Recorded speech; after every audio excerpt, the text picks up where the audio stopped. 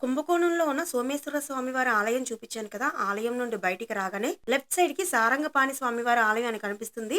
ఈ సందు లోపల నుంచి కొంచెం ముందుకు వెళ్తే మీకు ఆలయం ఉంటుంది. పంచక్షేత్రాలలో అలాగే 108 దివ్య దేశాలలో ఒకటైన ఆలయం. కొంతమంది పంచరంగ క్షేత్రాలలో ఒకటైన ఆలయంగా కూడా చెబుతున్నారు. కుంభకోణంలో ఉన్న అతిపెద్ద విష్ణు ఆలయం. 12 సంవత్సరాలకు ఒకసారి కుంభకోణంలో జరిగే మహామహోత్సవంతో 5 విష్ణు ఆలయాలు అనుసంధానించబడి ఉన్నాయి. అందులో ఈ ఆలయం ఒకటి. శ్రీ మహావిష్ణువు కోమలవల్లి అమ్మవారిని వివాహం చేసుకోవడానికి వైకుంఠం నుంచి ఏనుగులు, గుర్రాలు లాగే రథంతో ఇక్కడికి వచ్చారు. అందుకే ఇక్కడ ఆలయ నిర్మాణం ఆ రథాన్ని పోలి ఉంటుంది. ఆ శ్రీ మహావిష్ణువు దివి నుంచి భువికి దిగి వచ్చేటప్పుడు ధనుర్బాణాలు ధరించి వచ్చారు. అందుకే ఇక్కడ మూల విరాట్ చేతిలో, ఉత్సవమూర్తుల చేతిలో విల్లు ఉంటుంది. సారంగి అంటే విల్లు, పాణి అంటే చెయ్యి.